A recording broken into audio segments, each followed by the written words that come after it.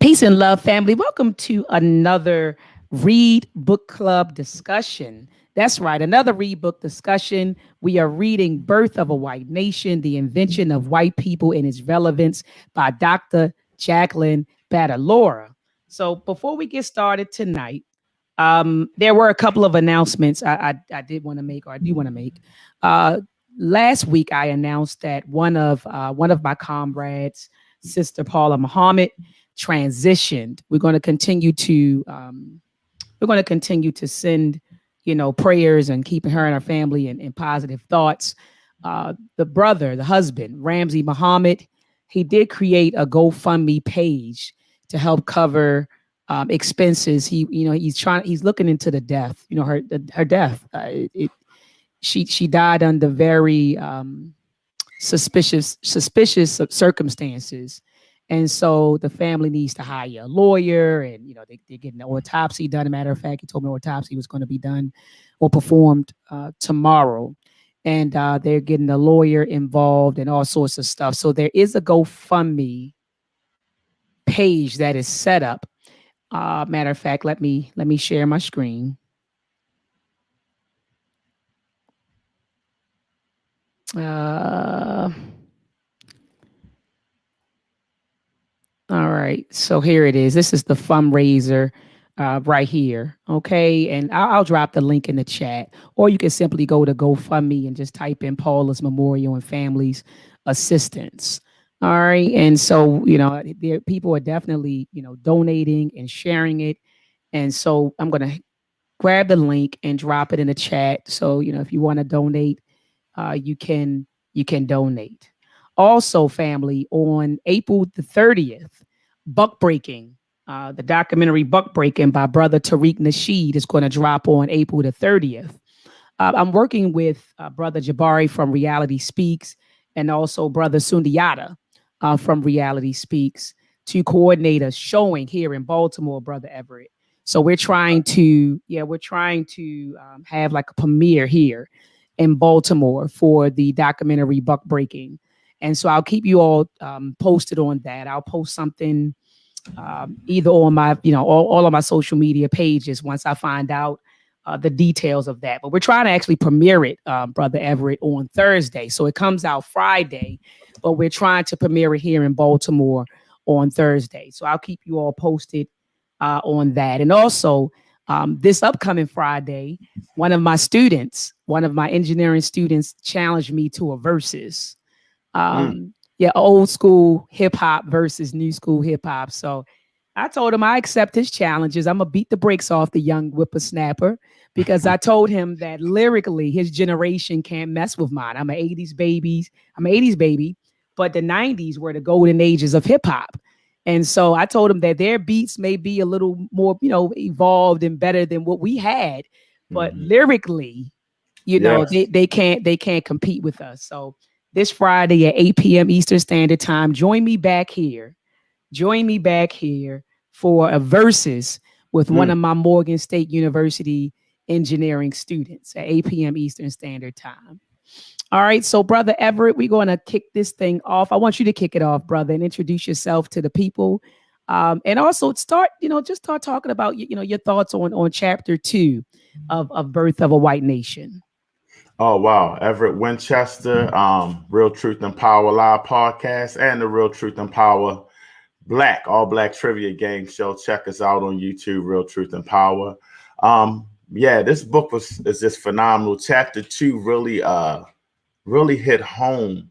And it started off with that experiment, Dr. Ma'at, when the author did experiment in the classroom. And that just really blew my mind away of how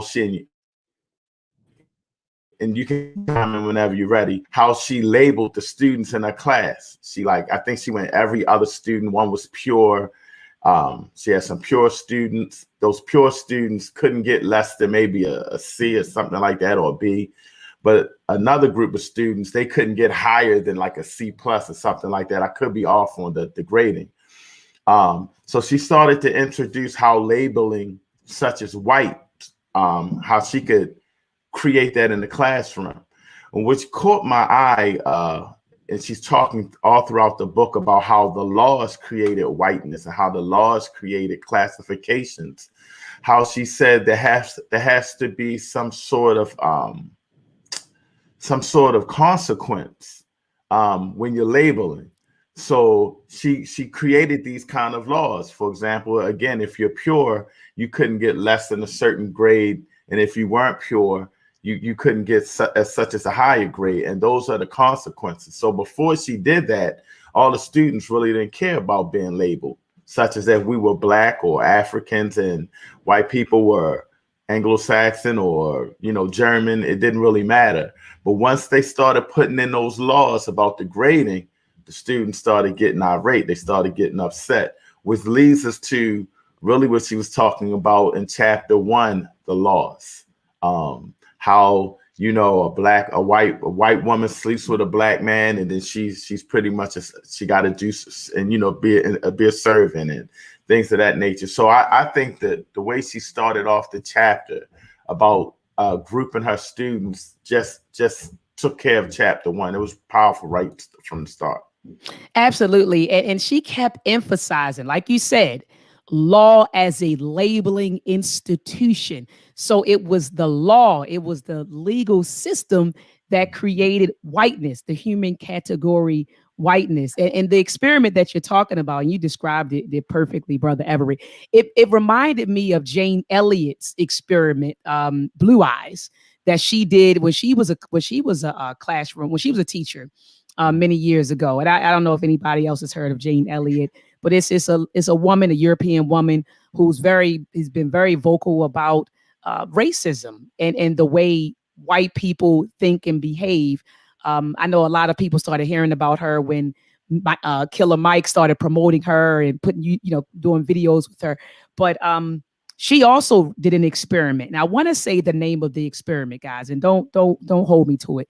But I want to say that the name of the experiment was called Blue Eyes, and she did something similar. It was with elementary school children. Mm-hmm. Dr. Jacqueline Battalora, her experiment involved college students. But with Jane Elliott, she ran an experiment in her elementary school classroom many years ago, where she separated the students by eye color. So the ones who had the blue eyes were the ones who were good, and the ones, they were treated better. And then the ones who had brown eyes were treated different. And then so the kids started getting upset with one another and the bickering started, but she was doing that to prove a point, And so this experiment that Dr. Jacqueline Battalora speaks about in the beginning of chapter 2 was reminiscent of, to me, Jane Elliott's experiment. But like you said, Brother Everett, to drive it home, it shows you that no one cares about labels until there are real consequences connected with those labels. And mm-hmm. So I also thought about, when she said that, I thought about the New Jim Crow, the book by Dr. Michelle Alexander, mm-hmm. Which speaks about how when our people are labeled as felons, again, we're talking about labeling, right? When our people are labeled as felons, and the consequences that come with being labeled as a felon, or criminal. So she said, once a Black person is labeled as a felon or a criminal, they're deprived of certain rights. And so that's why she called it the New Jim Crow.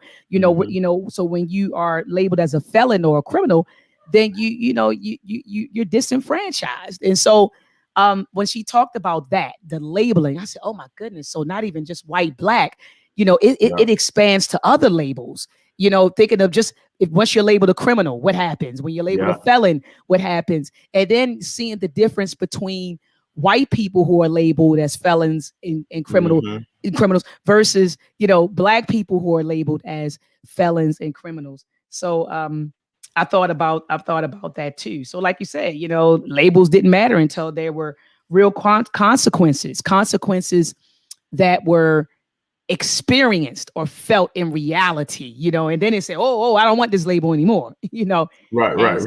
And so she talked about that. But please continue. I was going to say you hit it on the nail when you mentioned labeling as far as being criminal. because that breaks it down. If anyone didn't understand, that breaks it down and totally how criminals can vote, can purchase guns and things like that. And so you can imagine being a free black person or an indentured black servant, being able to buy your freedom, being able to purchase guns. They went from you can't carry a gun to I think you couldn't even carry a rod to strike with. I mean, she really broke it down. So like you say, I think the main thing I really got is how she's putting the law in everything, and it's making me even think now about the laws we have today. Even more. Hold up, we go and get to that, because I'm telling you that I thought the same thing. But she mentions these laws, family, and I'm just going to run down the laws that were passed after the Bacon Rebellion, okay, which really solidified this idea of whiteness, right?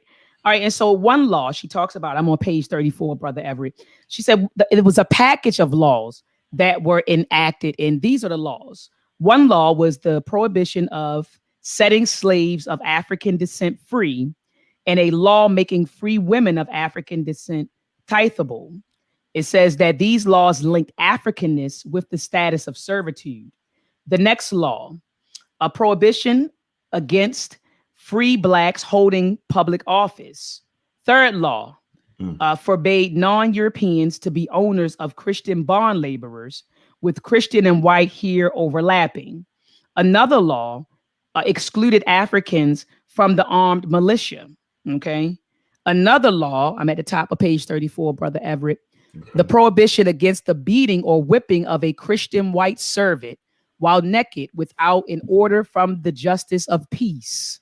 Okay. She said that this law began to link white with an with an expectation. Let me repeat that. The law began to link white with an expectation of due process while denying it to those outside of its perimeters. A sixth law, it was an enactment blocking a person of African descent from testifying against a white person, and another that prohibited free blacks from possessing any weapon, including a club, gun, powder, or shot. Okay. And yet another that subjected a person of African descent to public lashing for raising a hand against any white person. She says these laws combine to render persons of African descent all but completely self-defenseless, especially against violence inflicted by a white person. It says not only do these laws enforce a human hierarchy that places white people at the top, they render the laws of those of African descent less valuable than those depraved and inhumane white person. Another law stripped African servants their ability to hold and raise livestock. All right. Another enactment listed that it required dues owed to a limited term white bond laborer. All right. And so that was another law. And so, it's called these freedom dues. So once the white servants were let go, they received freedom dues. And those dues were, it says the freedom dues provided to every white male included 10 bushels of corn, 30 shillings of money or equivalent in goods, a gun worth at least 20 shillings. You guys, their Baltimore lazy tongue.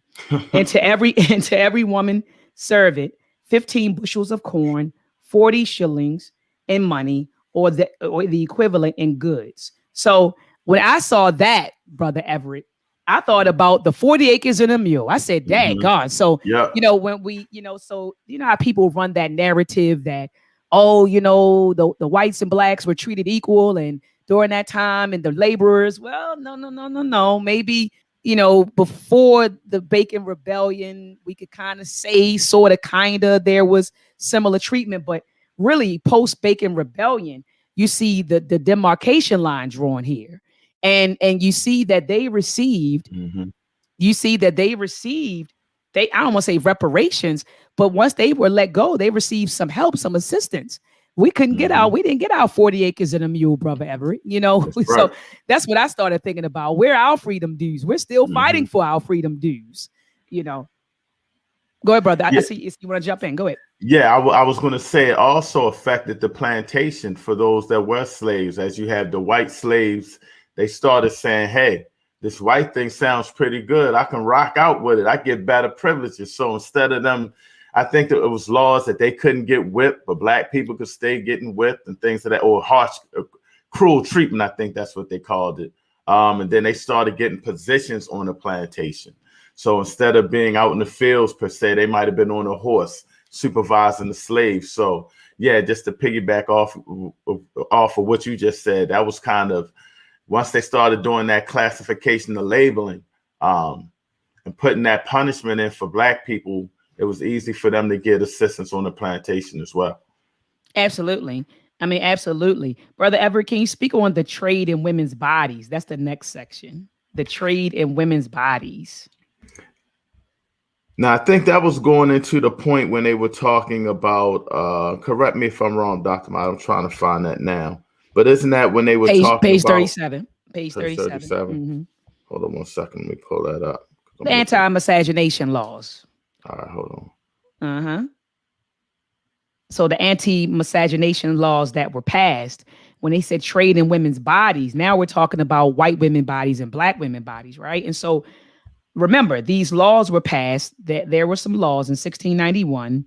It says right here that Virginia's anti-miscegenation law of 1691 was the first to apply as marriage prohibitions to men and women. It punished a white woman or white man who married a person of African descent or a member of a native tribe by permanently banishing them from the colony. Just a year after the enactment of Virginia's anti-miscegenation law, the Maryland Assembly passed legislation prohibiting both white women and men from marrying a person of African descent, whether slave or free.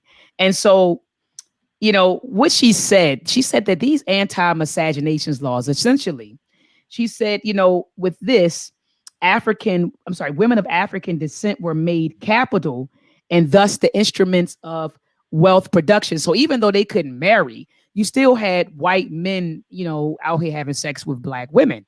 And so she said, well, that's why she calls it the trade in women's bodies, because now, you know, black women bodies became an instrument of wealth production, right? But then white women's bodies became a vessel of the perpetuation of white supremacy, right? Yep. Because that's how they wanted to keep the legacy pure, in a sense, and continue to birth white children. And that could only happen through the bodies of white women. So she calls that the trade, right, of the trade in women's bodies. But do you want to add to that, brother? Yeah, I think that was a crazy part of how they started passing legislation. You go from chapter 1 where white women would rather marry a black slave than a white man with money and that's a master, to changing the rules to where now, you know, the white man can have sex with his black females. It's okay by law, and get them pregnant to improve his livestock. But if a white woman does that by law, she's not considered like a pure white woman, and she gets another label, has to go into some kind of slavery or something else. So that's when you can start seeing how they're starting to classify white women in their own little class as well. Yeah. Exactly. And also control the sexuality of black men, yes. And see, so what white men could virtually do whatever men who were labeled white could do, they could sleep with whoever they wanted to sleep with, but white women couldn't, right? White women couldn't. And then you had black men could not as well. Right. All right. Black men could not as well. I mean, black men couldn't sleep with whoever they wanted to. They could sleep with black women, but they couldn't sleep with right, other women. So they were controlling the sexuality of black men and white women at the same time. And so another thing I noticed that it says that what they were trying to prevent was, they said the prevention of abominable beings. So they considered that, abominable. It said they called it a. I'm looking at it right here. They said that it was an abomination. It's like an abomination or something. Yeah. Yeah. They said they were trying to prevent that from happening. And they, just justifications things they were doing to justify the law, the anti-miscegenations law. Did you want to add anything to that? Yeah, I think staying on the labels, because that's what she was really talking about. I think that, and correct me if I'm wrong, I think that's when she started saying they really started using labels like mulatto for mixed babies and things of that nature, and classifying them as I want to say as a I don't want to say property, but as a certain social class. Absolutely. To a certain degree, yeah. So that was something that that pointed me out. It's just really crazy that she mentions, and I'm glad you said that about the women's bodies and things of that nature for the white women and how they used it. Sex plays a large part of what's going on. Because I can only imagine myself having a lot of money and not being able to get a woman. It's more men than women, and you struggling to find a mate, and the laws of marriage are heavy. So you got to change that to your favor. So a sexual drive for that white person was very critical in a lot of the laws he was passing as well. Yeah, no, absolutely. Absolutely. And so she ends this section. I'm not ends this section. She ends this section by saying post-Bacon's Rebellion's laws reveal gender, class, and race as interconnected systems that support, constitute, and reconstitute each other. She said intersectionality at work. And so, like you said, there was this connection between gender, class, and race that was happening. So let's move to the next section, Brother Everett. Label sticking. So she said that it wasn't, just enough to just create the label.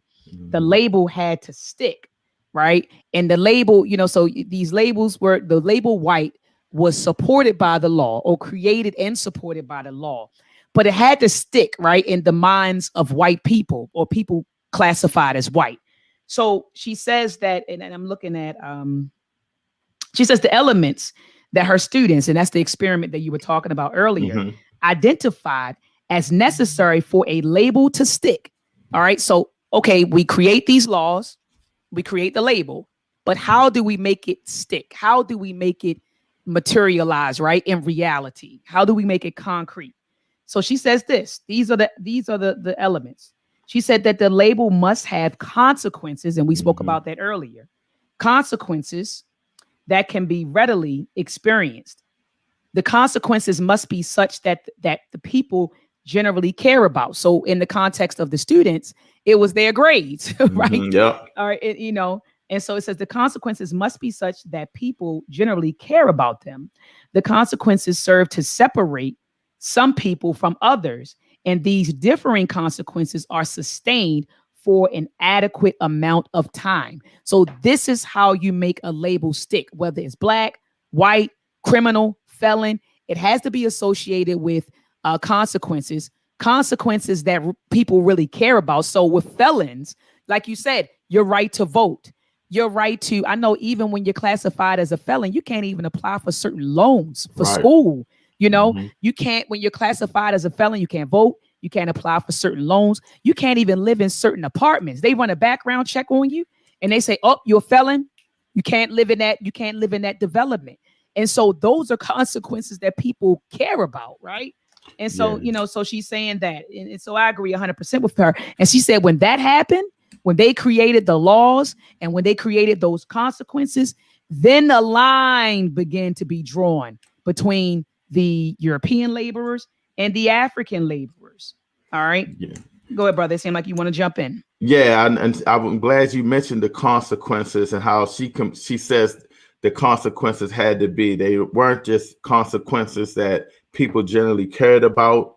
It was influencing the quality of life, consequences that had the potential to impact everyone's very survival. So, yeah, and so I'm like, wow, that just puts that puts things in perspective. Yeah, they're not just passing laws just to separate us by, like you said, her little experiment was like grades, but I guess you can look at it, grades, a bad grade, and flex how you graduate and flex your life. They're putting things into even deeper perspective of slavery and things of that nature. They wanted to make sure those laws had consequences that would definitely affect Black people's lives. It's just crazy how they were sitting back thinking of all of this back then when everything wasn't even like that before.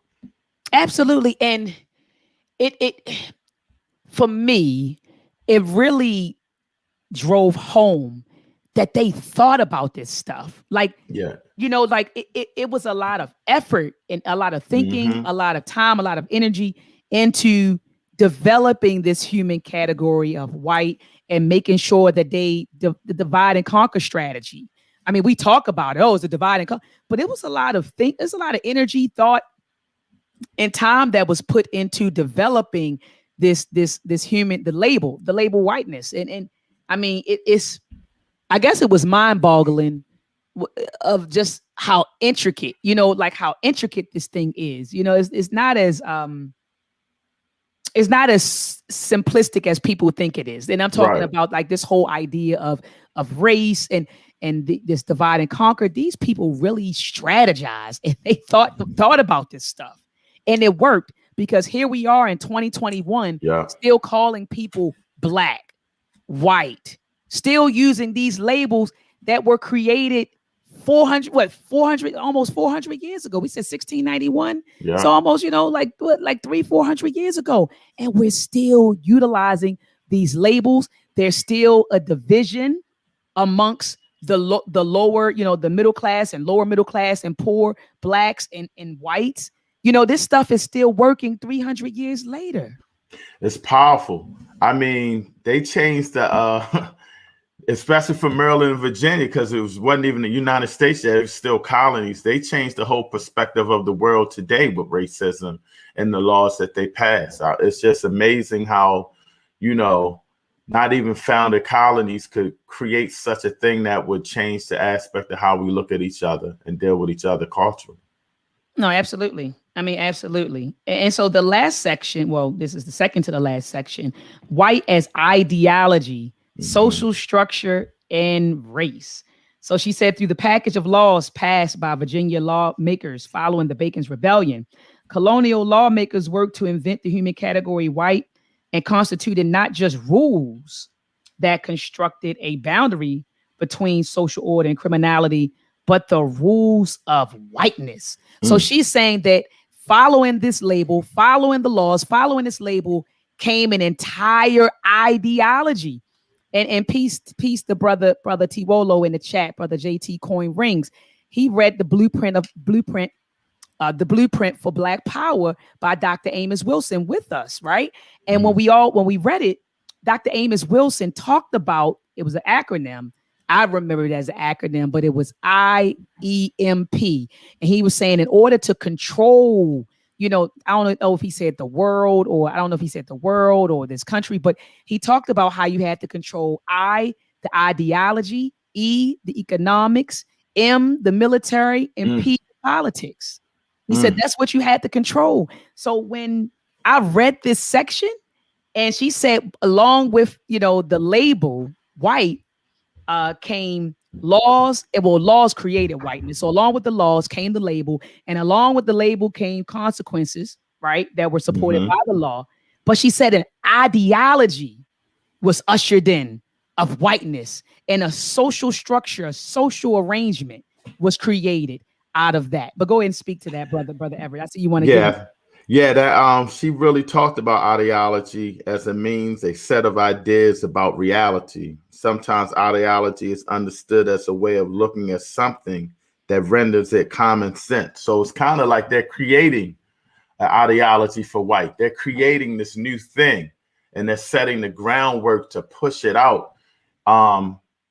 It's just powerful how this all started. I'm still kind of shocked. It's mind-boggling, isn't it? Yeah, It's like, oh my goodness. Right. You were sitting there thinking of all of this from nothing. It's kind of like you think we could easily change it back, but it's so deep and ingrained that the laws of how they change things. It's sad. It's really sad. Absolutely. And I love at the bottom of this. So she says that with these, so you have a label, you have the laws, you have these real life consequences. So these sets of ideas, ideology, it gave birth to a set of ideas, the ideology of whiteness, right? And so I love at the bottom, she says a lot of perceptions started to form, right? She says right here, she said people started forming perceptions. White folks, right, started forming perceptions about being white and classified as white and what it means to be white. And so did black folks. People who were considered non-white started forming perceptions of what it means to be white and what it means to be non-white. And I love down here, I'm at the bottom of page 44. She said the message of white authority in turn shaped perceptions of self, group, and others. So remember, now that white people, or those who are classified as white, are viewed as superior, now they're viewed as authority figures, right? So she said this message of white authority in turn shaped perceptions of self, group, and others. It will be hard for those labeled white to escape at least some level of internalization of the idea that they are better than those seen as not white. Right. Impacting one's sense of self and one's sense of the group to which they are a part.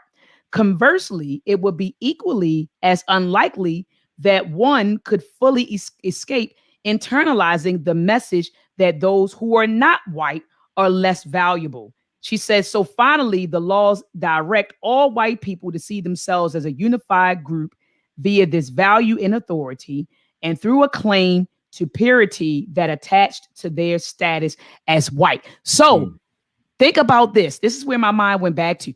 Jane Elliott, a video went viral. She called all white people racist. She said, if you're not racist, you're a miracle. She said, you're a miracle. She said, you are a miracle if you're white. And yet she said, if you're white and you're not a racist, she said, you're a miracle. And she said, and then she started getting into like the education system and how you're groomed to feel like you're superior to other people. And so I love how Dr. Jacqueline Battalora down here, she said, it'll be hard for those labeled white to escape at least some level of internalization of the idea, right? That they are better than those seen as not white. And Jane Elliott said the only way you could do that as a white person if you made the effort to re-educate yourself. Yeah. That's the only reason why you could escape it, And so I love it. So I thought of Jane Elliott a lot when I was reading, some of Dr. Jacqueline Battalora's work. And so remember, Brother Everett, also, so they created these laws. Then out of these laws and out of the label came the ideology of whiteness, okay, or the rules of whiteness, because of perceptions that were then being formed by people who are labeled as white and those labeled as non-white. But then she speaks about the propagandizing efforts. Remember, I told you this, and you all can go back. I don't know if it was during chapter 1's discussion or when we were discussing the intro, but I said, I've noticed, and this is just little old me making my observations. I said, I noticed whenever they want to normalize a behavior, any behavior, they legalize it first. They legalize it or they make a law. I said, and then they promote it, right? They promote it, and then they teach it. They teach it or it's in the education system. So I came up with this. To normalize, you have to legalize, advertise, edify, right? So I'm going to say that again. To normalize a behavior, you have to legalize, advertise, edify. So you have to legalize it, then advertise it in the media, and then edify it through where? Your educational institutions. She talks about the propagandizing efforts. I'm in the middle paragraph on page 45. Page 45.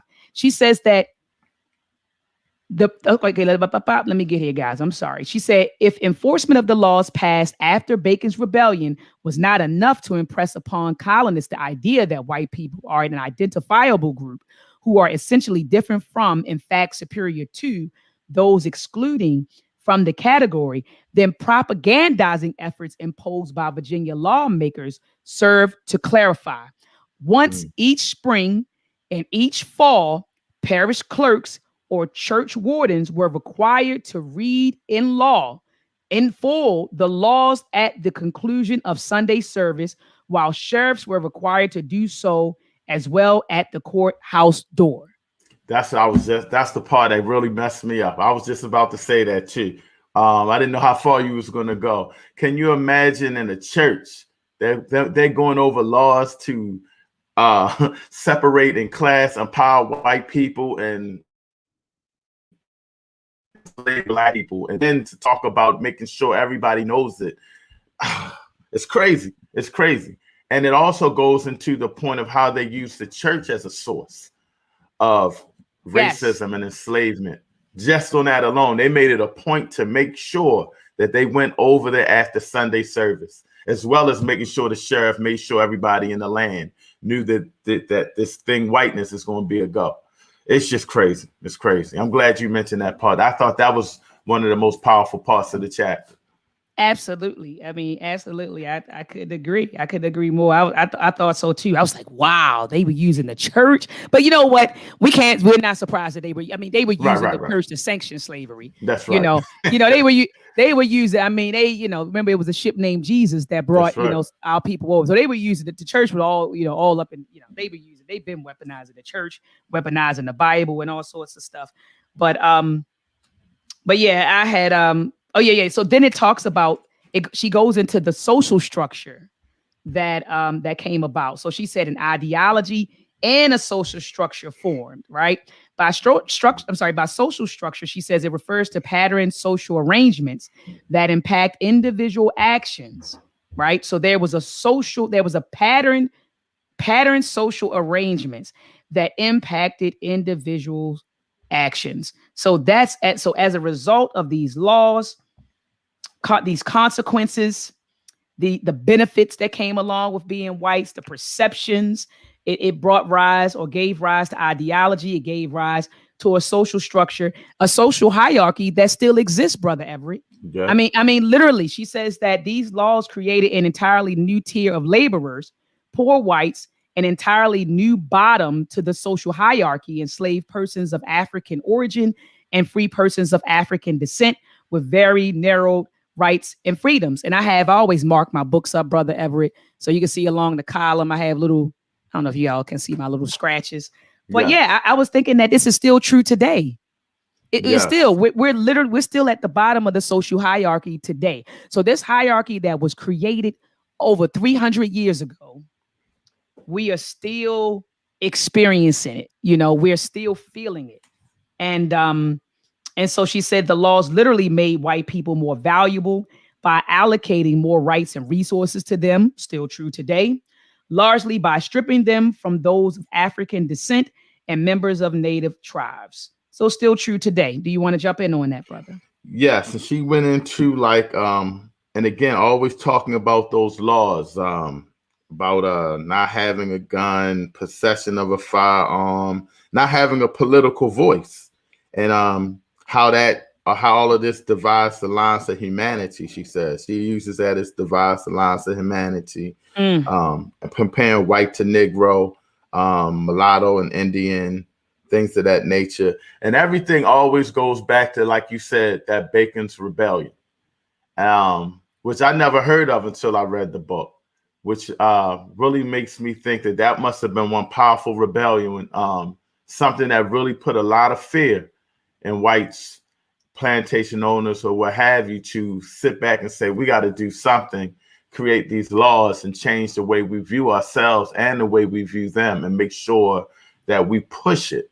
So yeah, I think that was that socialization is very important, and the ideology part was very important as she ended the chapter. Absolutely. And she did. She ended the chapter with, she said, a return to social constructionism. So she ended, like you said, the chapter by saying, look, that whiteness, or the term white, is a social construct. It came about, or was developed from human activity. And she said, look, she said, prior to that, people were Spanish, they were Dutch, they were, Irish, they were Portuguese, but she said that this label of whiteness, like you said, Brother Everett, and you drove it home perfectly. It came about as a strategy to divide and conquer, and to make sure that something like Bacon Rebellion would never happen again.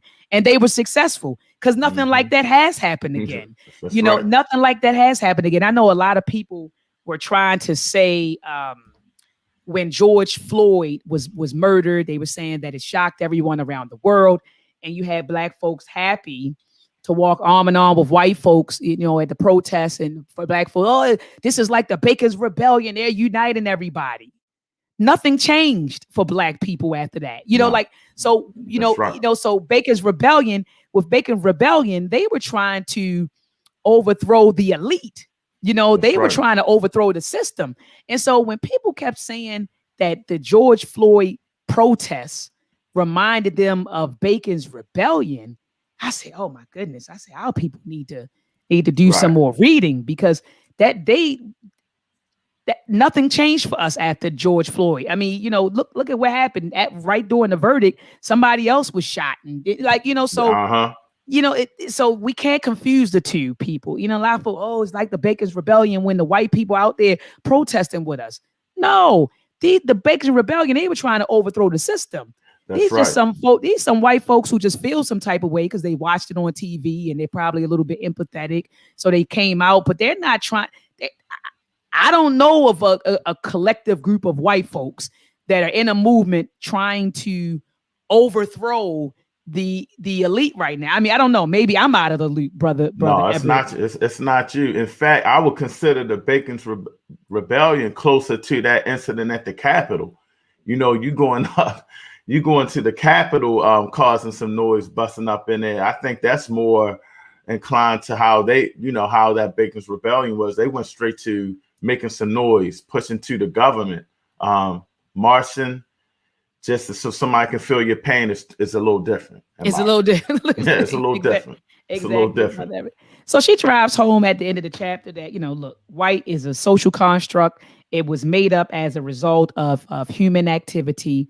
And she said there's no biological reality or biological basis for, a group of white people. She said it's just not. It's just not. And so anyway, brother Everett, do you have any closing words regarding chapter 2? No, I'm just learning. This book is just very educational. I mean, it takes you through a process of just how all of this stuff started, and kind of educates you on how it was before actually this that ignorant, demeaning form of slavery started to coexist. So I just can't wait for chapter 3. Absolutely. I'm looking forward to chapter 3. Let me see what the title of chapter 3 is. You read my mind. I was just going there myself. Oh, look at this. The Americanization of whites. Uh-oh. Oh, the Americanization of whites. Chapter 3. So family, join us back here. Same time, same place, 7 p.m. Eastern Standard Time on Sundays. The Read Book Club. I'm wearing a shirt. Mine's on the way. It's on the way. You say yours on the way? Yeah. Yeah. Regain, elevate, aspire, determine. The Read Book Club. So this is the shirt. And you all can reach out to hockey_customs. As a matter of fact, let me put his handle up here. If you're on Instagram, or let me put this up for you. If you're on Instagram, this is his handle. Okay, and if you're not on Instagram, you can email Brother Haki here. And let me put this on the screen for you all. All right, this is Brother Haki. This is his email address because some of you say, Dr. Mad, I'm not on Instagram. My family was trying to, Brother Everett, I broke down. One of my family members created an Instagram account for me. I said, look, I've been on. It's hard. I'm not really, then you got to post and you got to keep on, people send me messages on Instagram. I don't even know where to check them. I'm like, they say you didn't get the message. I'm like, I got to figure it out. So right. I got to get my daughters to help me with that for sure. Exactly. And so family, join us back here, same time, same place. Also, Buck Breaking. Well, one of the brothers in the chat, he said, you did a wonderful job in the Buck Breaking movie. So some people have already seen the movie, but I was told that it's going to be officially released. I don't know if he allowed people to preview it or get pre-order it, or if they had, a copy. I don't know, but some people have already saw it. I'm getting hit up. Oh, Doc, he was good in it. And I was like, daggone, I haven't even seen the movie, but we're trying to organize a showing of Buck Breaking in Baltimore on Thursday or Friday of this week. And so I will definitely post more information when I get it. Join me here on Friday. I got a student from Morgan State, one of my engineering students. He's challenging me to Mr. Corey, Brother Corey said I got the pre-release. Okay. So he got the pre-release. Yeah, hey, brother Corey. When I spoke to Tariq on Saturday, he said, I was in there a lot, and I don't know. What's your opinion, brother Corey? Because there's a lot of heavy hitters in there, man. So, Yes. brother Tariq said, "Oh, but I had you all through there." So I don't know, brother Corey. Let me know in the chat. What if I was in there a lot, or I don't know. I'm just excited. I'm excited to be a part of the project. Like I said, it was a lot of heavy hitters on there, brother Everett. So I was surprised when he said I had you all through there. I was like, wait a minute. You gotta let me know about that premiere. I gotta try to get there. Yeah, absolutely, absolutely. But we're gonna I'll let you know as soon as I find out from brother Jabari and brother Sundiata. I'll post it, and like I said, I'll call you up and let you know and let the people know. And also, my student is challenging me to a verses, guys. Wow, brother Corey said, wow, he just said in there. Beginning to end. Wow, that's crazy. Oh my goodness, you got me super excited, brother Corey. You got me super excited. I was super nervous too. I was like, Tariq. Really? Yeah, I was nervous. I saw the trailer you sent. You just was like you was your regular self flowing, so I couldn't tell. I was nervous. I kept saying to him, and he and I were laughing about this because I came prepared. I had a whole bunch of notes. I came prepared, and he's like, Doc. He's like, you're not. He said, this isn't a lecture, Doc. He said, this is not like you teach in class and you got to carry, the lecture for an hour and a half. He said, I got a lot of people and I'm gonna be interviewing and taking, snips. So he said, just talk. Let's just have a conversation. So that's when I relaxed and I said, oh, okay, because I came prepared to teach, Right. and he said, no, sister, just, and he just sat back and he just talked to me. And wow, I sat back and had a conversation with him.